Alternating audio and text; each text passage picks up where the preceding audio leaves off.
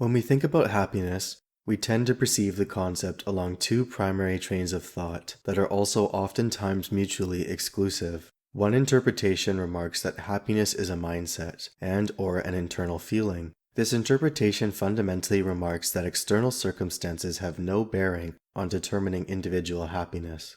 My happiness is internal, or phrased differently, it originates from somewhere inside me. Additionally, my mindset must be oriented towards happiness, so I can have peace of mind and be content with where I am now. It's only when I reach this internal tranquility that I can truly be happy, regardless of external circumstance.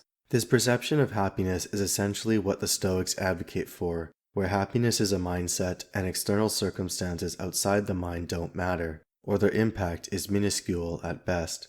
This is irrespective of their consequences on us, both direct and indirect.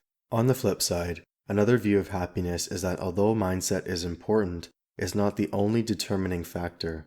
This perception remarks that happiness is not only believing one is content internally, but also that outside circumstances are actually going well.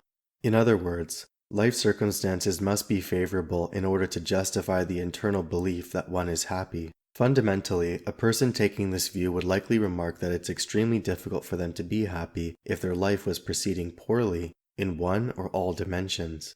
Aristotle's conception of happiness embodies this second view, where one can only be happy if they have the internal belief and also beneficial circumstances to justify that internal feeling, like they are healthy, wealthy, and so on. Irrespective of which perspective you take, and perhaps you incorporate elements from both, one can realize that happiness is ostensibly variable to each individual. What people pursue or idolize fundamentally reveals the desires of their heart and where their happiness lies. With the numerous discussions surrounding happiness, there is one element which tends to be glossed over or denoted as insignificant when it really shouldn't be. Gratitude, otherwise known as being thankful for something, is ostensibly the key to happiness. I will elaborate on why possessing gratitude is vital if one desires to be happy, and this is regardless of whether their external circumstances are proceeding well.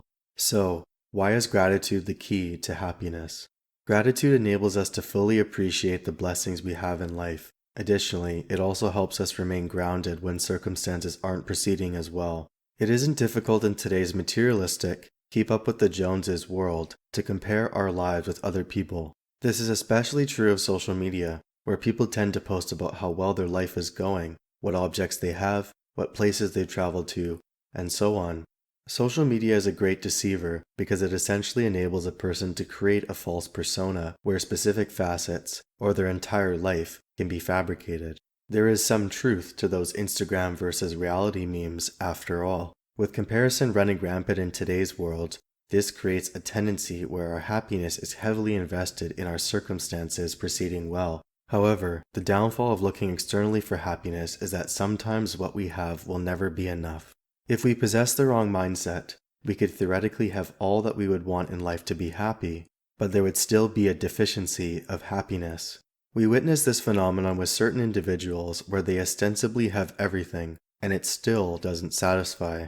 Gratitude alleviates this problem by compelling us to fully appreciate what we have. Did you wake up today? Do you have a roof over your head? Do you have healthy food? Clean drinking water? Do you have your sight, or all of your limbs working? All of these statements are merely examples of what one should be grateful for, among other life dimensions. Even so, they prove a point that we should count our blessings, as the old saying goes. Expressing gratitude for these blessings enables us to remain content in the midst of a comparison-driven world, where our worth is often measured in terms of status, wealth, and possessions. Gratitude fosters happiness because it tells the mind that although there are certainly more possessions I could have, I am content with what I possess and where I'm currently situated. Note, this doesn't mean that one shouldn't strive for more or to improve in some manner. What it actually entails is an understanding that in every situation, the circumstances could always be far worse, so be thankful that it's not worse. Happiness and contentment arise through gratitude because we realize that not everyone is fortunate enough to possess the blessings we do. Through this realization, we're able to find contentment and resist fruitless comparison that serves no positive purpose.